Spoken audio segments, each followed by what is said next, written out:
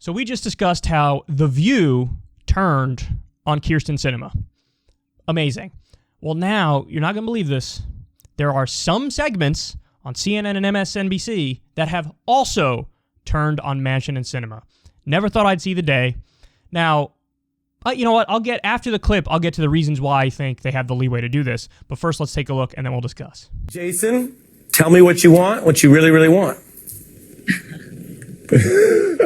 Well, I think people in D.C. are surprised that Biden gets along better with his friends on the progressive side. And the fact that he seems to have thrown in with the progressives in the House who said, look, we're not voting for this infrastructure bill, which you moderates like, unless both these things are linked together. It's actually good strategy. And it's because Joe Biden, just like Bernie Sanders and the rest of these long-term senators and negotiators, understand you can't trust Kyrsten Sinema. You can't trust Joe Manchin. And if they get what they want, if they get the road infrastructure bill done now, there is no guarantee that they won't waffle and prevaricate and do everything else they can to not vote for the larger soft infrastructure bill. So I actually think Joe Biden's making a very smart decision right now. This is the future of the party, and it is his entire agenda. There's no reason to split it up this early. Katrina? The progressives are the pragmatists, and they're supporting Biden's agenda. The conservatives, the conservative Democrats, are obstructing. And in fact, this isn't really the progressive agenda. They wanted a bolder Green New Deal and Medicare for all. Right. But it's very popular, Ari.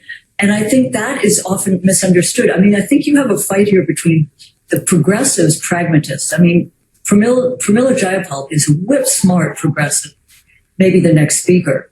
And I think she understands that you have to move away, refocus from that top line, which she was doing on the show the other day, and really talk about what's in this bill. It's going to help Democrats win in 2022 if you can improve the concrete conditions of people's lives. How the progressive wing is advancing popular policies while the conservative wing is willing to risk blowing up the president's agenda. And you describe it as Biden versus a Rip Van Winkle caucus. You say Democratic moderates need to wake up. Talk to me about that, Paul.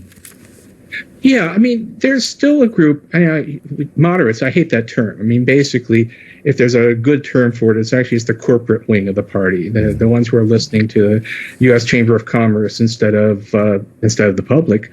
But they're acting as if it's still the 1990s when you could make deals with Republicans, when we were just not at all in this kind of situation. But they're also acting as if the kinds of things that people believed in the 1990s. Low taxes lead to higher growth.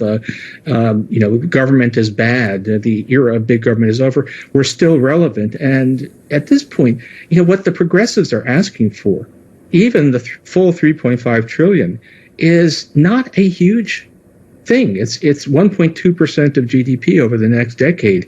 It's a medium-sized initiative of stuff that has lots of good economic analysis saying that it's actually going to be highly productive. So saying that we need to scale this back, that we need to kind of think that it's 1993 again or 1999 again, that's a really, where have these people been for the past 20 years? Astounded. Definitely surprised. Never did I think I'd see the term corporate Democrat uttered on CNN. I don't know if anybody's ever said that on CNN before. I mean, that's absolutely incredible. So, in the MSNBC clip, Vanden Heuvel, who's wonderful, by the way, says, progressives are the pragmatists. Correct. They are the true moderates. They are the true centrists. If you look at public opinion polls, all these provisions are popular, so they are right smack dab in the center of mainstream American opinion. That's a centrist. Then you have Paul Krugman there saying they aren't moderates, it's the corporate wing of the party. Accurate. It's not the 1990s anymore. He's saying you can't make deals with these Republicans. They have no interest in any of it. They're complete obstructionists. They won't even raise the debt ceiling, which would totally destroy the full faith and credit of the U.S. government. You think they're going to agree to anything like this? The reason why they even agreed to the slimmed down traditional infrastructure bill is because they thought that was the best way to kill the reconciliation bill, or else they wouldn't have even agreed to that. He says it's not the 1990s anymore. I do want to correct him on that. It's not like in the 1990s you could have done deals with the Republicans either. look at Newt Gingrich. Newt Gingrich was as extreme as it gets, and he rose to prominence in the 1990s. Rush Limbaugh was all on the radio airwaves in the 1990s, and teaching the right to be completely obstructionist and absolute extremists. So you couldn't even really do it back then, but still, I take his point. I understand what he's saying. The other argument being made here is this is already the compromise. So Bernie wanted 10 trillion, then we were down to 6 trillion, now it's 3.5 trillion. And it's going to be whittled down even more from this. So, and what you see is people who might genuinely consider themselves, not on the left, let's say, they look at this and say, well, yeah, that actually is sort of a compromise, isn't it? Because if it's $350 billion per year over 10 years, that's half the military budget. This is not wild. This is not extreme. If anything, you should flip those numbers. Maybe spend the 350 on the military and spend the 800 on these programs, because people would be a hell of a lot better off if you did that. He says it's 1.2% of GDP over the next decade.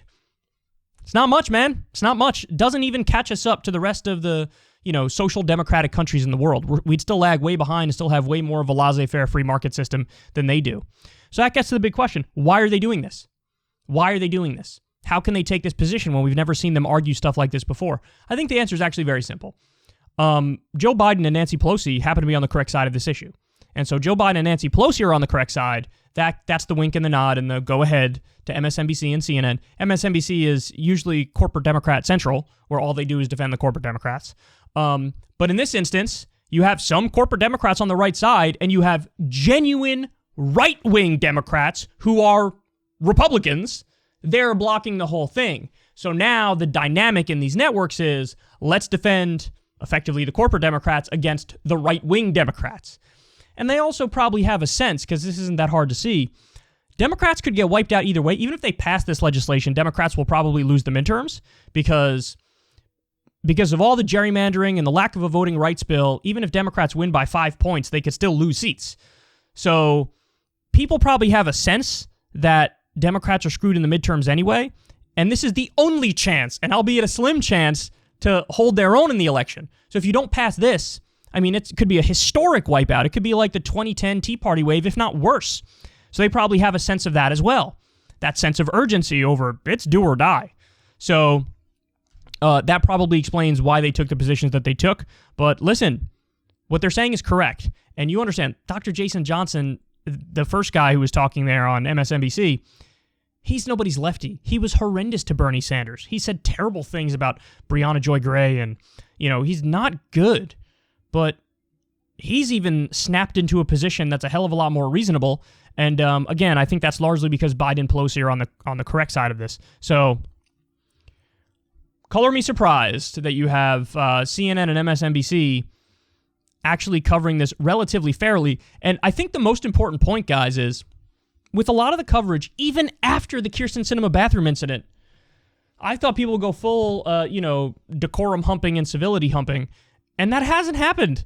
What's happened is that bathroom incident has actually made people look at, well, why are people so mad at Kyrsten Sinema?